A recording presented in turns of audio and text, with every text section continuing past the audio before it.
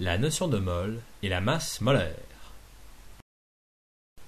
Depuis toujours, l'homme a su regrouper des objets pour rendre leur dénombrement plus facile. Exemple, une douzaine d'œufs. Le fait de dénombrer des objets ou particules se corse lorsque l'on doit dénombrer une très grande quantité de particules. Exemple, la totalité des gouttes d'eau des océans ou encore le nombre de cheveux que compte une barbe très fournie. Les scientifiques utilisent un groupement appelé mol. La mole contient 6,023 x 10 exposant 23 unités. Ce nombre fut appelé la constante d'Avogadro.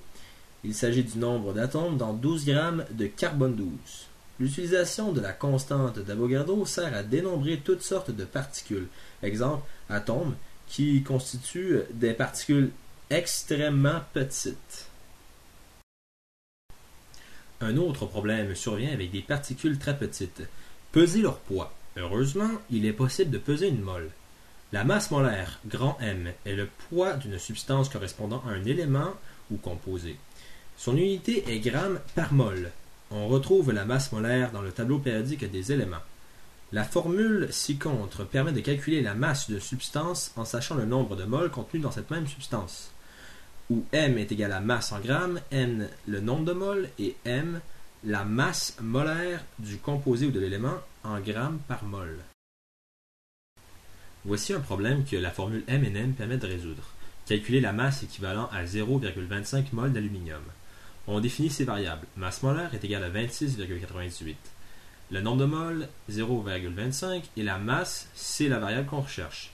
On effectue la formule MNM. M est égal à 0,25 multiplié par 26,98. La masse en grammes est égale à 6,745. L'autre équation reliée au concept de mol est petit n est égal à grand N divisé par Na. Cela permet de connaître le nombre de particules, où petit n est égal au nombre de moles, grand N est égal au nombre de particules et Na à la constante d'Avogadro. Voici un problème qui permet de résoudre cette équation. Combien de particules individuelles sont contenues dans 3 moles de barium? Premièrement, définissons nos variables. Petit n est égal à 3. Na, on sait que c'est la constante d'Avogadro. Et n, c'est le nombre de particules qu'on recherche. Donc, on effectue le calcul. N est égal à grand N divisé par Na. Donc, grand N est égal à petit n fois la constante d'Avogadro.